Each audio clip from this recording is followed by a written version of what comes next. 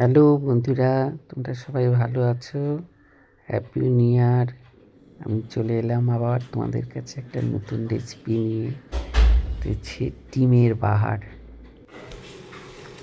ডিমগুলো প্রথমে আমি সেদ্ধ করে নিলাম। এদিকে পেঁয়াজ আদা সেদ্ধ করে নিলাম। এদিকে রসুন বাটারে হালকা বাদামি করে ফ্রাই করে নিলাম। টক দই ফেটিয়ে রাখলাম। এদিকে গার্লিকটা ম্যাশড করে নিচ্ছি। এদিকে প্যানে সামান্য সাদা তেল দিয়ে পেঁয়াজ আর আদার আমি সেদ্ধ করে রেখেছিলাম তৈরি করে দিয়ে দিলাম। দিয়ে এটা কিছুক্ষণ নেড়ে ছেড়ে কস্তুরি মেথি দিলাম আর গার্লিক যেটা পেস্ট করে রেখেছিলাম ওটা দিলাম। দিয়ে এবারে টক দই দিলাম। টক দই দেওয়ার সময় আমি আঁচটাকে কমিয়ে রেখেছিলাম, আর একটু ফেটে যাওয়ার চান্স থাকে।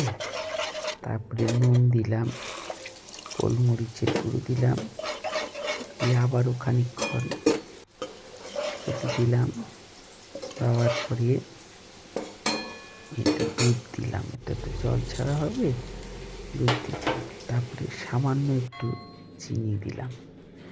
এদিকে সেদ্ধ ডিমগুলো আমি দেখুন কিভাবে পিস পিস করে কেটে নিচ্ছি। সব পিস পিস করে কেটে নিয়ে এদিকে আমি গ্রেভির মধ্যে গ্রেট করে আবার কিছুক্ষণ ফুটতে দিলাম।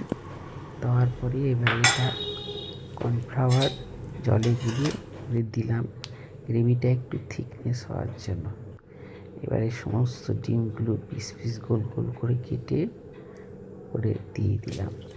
দিয়ে অল্প আছে খানিকক্ষণ এটা ফুটতে দেব। দেখুন কর্নফ্লাওয়ার দিতে গ্রেভিটা কি সুন্দর থিকনেস এসে গেছে। এবার আমি সার্ভ করে দিলাম। তোমরা একবার খেয়ে দেখো, এটা সব কিছুর সাথে যাবে।